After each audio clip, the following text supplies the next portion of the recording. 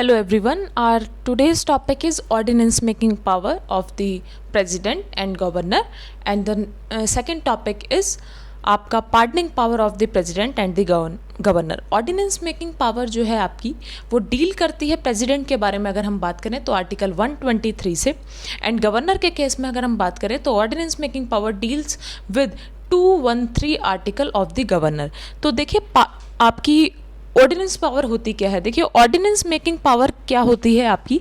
सबसे पहले तो जो प्रेसिडेंट है, president has a power, president के पास पावर है ऑर्डिनेंस को आपके इशू करने की. ऑर्डिनेंस वो कब इशू करते हैं?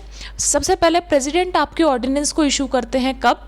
वो तब करते हैं जब आपका पार्लियामेंट जो है, house of parliament, both the house of the parliament are not in session, या फिर either house of the parliament are not in the session. या तो दोनों ही हाउस आपके पार्लियामेंट में नहीं है, सेशन में नहीं है, और या फिर either house of the parliament. अगर पेपर में पूछ लिया जाता है कि जब दोनों ही हाउस सेशन में नहीं होते तभी प्रेसिडेंट आपके ऑर्डिनेंस इशू करते हैं, तो वो गलत होगा. आइदर हाउस या फिर दोनों हाउस, ठीक है. आइदर हाउस या both the house of the parliament are not in the session, और the either house of the parliament are not in the session, then the president has a power to issue the ordinances. ठीक है. अब ordinance जो है कैसे issue करते हैं? जब प्रेसिडेंट को लगता है कि कोई भी सर्कमस्टांसेस एग्जिस्ट कर रहे हैं और इमीडिएट एक्शन की ज़रूरत है, तब ऑर्डिनेंस जो है इशू होता है अंडर आर्टिकल 123 के अंडर. इसके बाद ये इक्वली पावरफुल होता है जैसे कि नॉर्मल लॉ होता है. देखिए इक्वली पावरफुल कैसे? पार्लियामेंट जिन सब्जेक्ट्स पे लॉ बना सकती है उसी पे ऑर्डिनेंस इशू कर सकते हैं प्रेसिडेंट, उससे अलग नहीं. ठीक है. अब इसके बाद आता है ये भी इक्वली पावरफुल होते हैं जैसे कि नॉर्मल लॉ होते हैं. आप इस तरह से मत समझिएगा कि प्रेसिडेंट ने एक तरह से टेम्परेरी लॉ से रिलेटेड है, और पार्लियामेंट जो लॉ बनाते हैं वो परमानेंट लॉ हो गए. ये ordinance is basically associated with the temporary laws. ठीक है. तो ये वर्क उसी तरह से करते हैं जैसे आपके परमानेंट लॉज करते हैं. तो ये भी एक तरह का आपका इक्वली पावरफुल है. कोई भी लिमिट नहीं है प्रेसिडेंट की इशू करने में ऑर्डिनेंसेस को. Non limit to issue the ordinances. Constitution amendment जो है इसके लिए अलाउ नहीं हो, मतलब ये किसी कॉन्स्टिट्यूशन अमेंडमेंट एक्ट के थ्रू ऑर्डिनेंस इशू नहीं होते कि जैसे कि हम करते हैं ना कि कुछ कॉन्स्टिट्यूशन अमेंडमेंट कर दिया उसके थ्रू ऑर्डिनेंस आए हैं. जी नहीं, ये एक लेजिस्लेटिव पावर है प्रेसिडेंट की. इसके बाद आता है आपका प्रेसिडेंट जो है इसको किसी भी टाइम विड्रॉ कर सकते हैं, but can withdraw at any time but on the advice of council of ministers headed by the prime minister. ठीक है. ये discretionary power नहीं है प्रेसिडेंट की. he can withdraw any time but it doesn't mean कि वो जो है किसी भी टाइम कर देगा एंड उसकी ये डिस्क्रिशनरी पावर है. प्रेसिडेंट की ये डिस्क्रिशनरी पावर नहीं है. वो विड्रॉ कर सकते हैं on the advice of the council of ministers headed by the prime minister. इसके बाद आता है लाइफ जो है ऑर्डिनेंसेस की वो 6 वीक्स रहती है. लाइफ ऑफ ऑर्डिनेंस 6 वीक्स तक रहती है. 10th आपका आता है मॉडिफाई और रिपील भी कर सकता है ये एनी एक्ट जो भी पार्लियामेंट का है. फॉर एन एग्जाम्पल कोई भी पार्लियामेंट ने एक्ट बना रखा है तो ये उसको मॉडिफाई और रिपील भी कर सकता है ऑर्डिनेंस आपका जब इशू होता है. उसके बाद क्या है आपका, ये देखिए इंपॉर्टेंट है, कैन ऑल्टर और amend tax law also. Ordinance making power में जो ऑर्डिनेंस है वो आपका टैक्स लॉ को जो है अमेंड और आपके ऑल्टर भी कर सकता है. तो this is the ordinance making power same as governor under article 213. अब आता है आपका the pardoning power of the president. The pardoning power of the president, देखिए pardoning power of the president, sorry,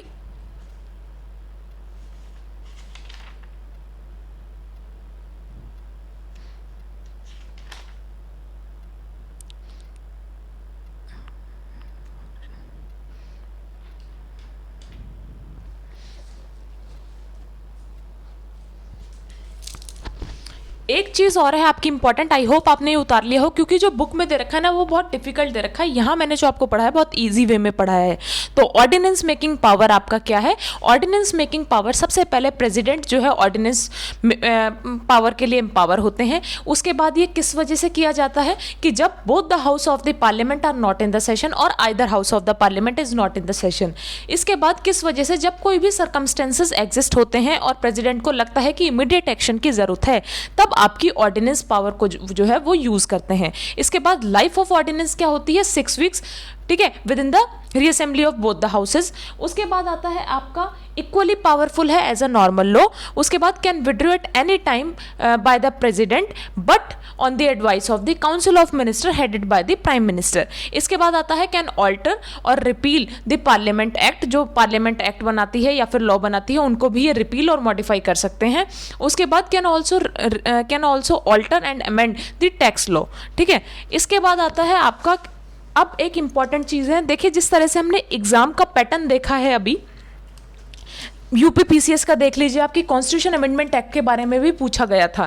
ठीक है, किस अमेंडमेंट एक्ट के through, जैसे दिल्ली आपका नेशनल कैपिटल रीजन बना तो that is 69th constitution amendment act. And right to education किसके थ्रू, आपका फंडामेंटल राइट में जो है आपका इंसर्ट किया गया, तो कौन सा अमेंडमेंट है, तो 86 कॉन्स्टिट्यूशन अमेंडमेंट एक्ट 2002।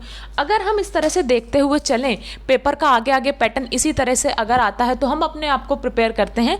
तो इसमें देखिए ऑर्डिनेंस मेकिंग में, ऑर्डिनेंस वाले में क्या है, ऑर्डिनेंस मेकिंग पावर जो है प्रेसिडेंट की, ऑर्डिनेंस मेकिंग पावर जो है प्रेसिडेंट की, क्या वो जुडिशियल रिव्यू में आती है?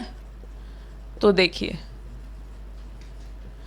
जो 38 कॉन्स्टिट्यूशन अमेंडमेंट एक्ट था, 38th कॉन्स्टिट्यूशनल अमेंडमेंट एक्ट जो था आपका 1975, ठीक है, इसके अंडर ये जुडिशियल रिव्यू नहीं था, जुडिशियल रिव्यू के अंडर नहीं थी, जुडिशियल रिव्यू उस पर नहीं थी।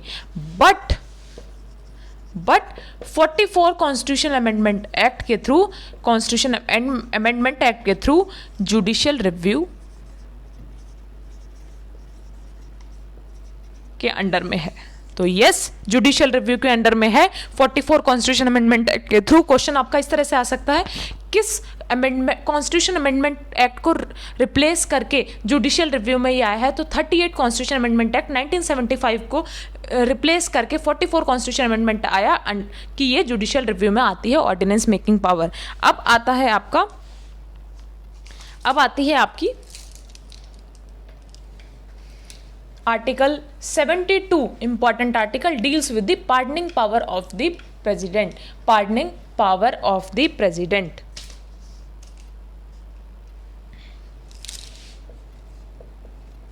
आर्टिकल 72 आपका डील करता है पार्डनिंग पावर से।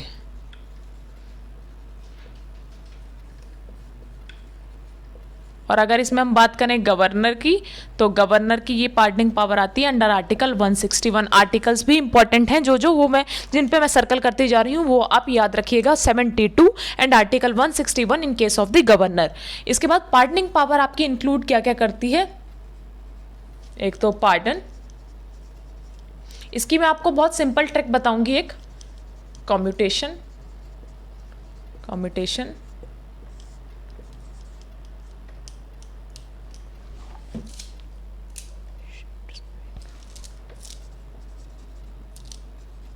remission, respite and reprieve।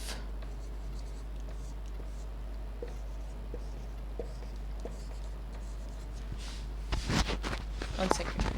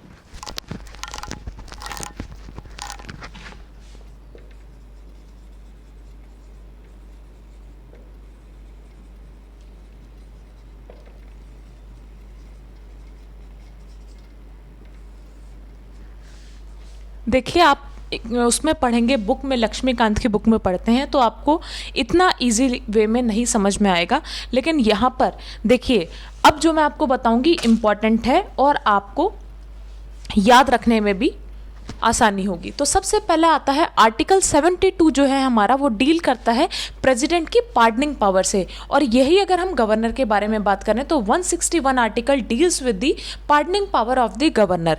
अब देखिए पार्डनिंग पावर जो है इंक्लूड्स करती है फॉलोइंग। पार्डन का मतलब क्या है कि टोटली फॉरगिव कर देना। कोई भी जैसे कि सज़ा सुनाई गई है सुप्रीम कोर्ट के थ्रू, तो president has a power to totally forgive, मतलब वो प्रेसिडेंट जो है टोटली फॉरगिव कर सकते हैं उसने जो भी क्राइम किया है उसको, तो पार्डन हो गया टोटली फॉरगिव।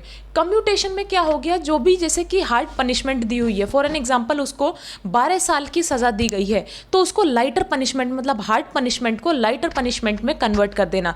मतलब अगर 12 साल की सज़ा दी है तो उसको 5 साल की सज़ा कर देना, मतलब लाइटर रिग्रेसमेंट कर दिया, लाइटर पनिशमेंट में कन्वर्ट कर देना, दैट इज कम्यूटेशन। कम्यूटेशन ठीक है, commutation, hard punishment convert into the lighter punishment. ठीक है, इसके बाद आ गया रिमिशन। रिमिशन का मतलब होता है reduce the duration of offence, मतलब किसी उसने कोई ऑफेंस किया है बट उसकी ड्यूरेशन को कम कर दिया गया without changing it's character, without changing, ये याद रखिएगा, विदाउट चेंजिंग कैरेक्टर।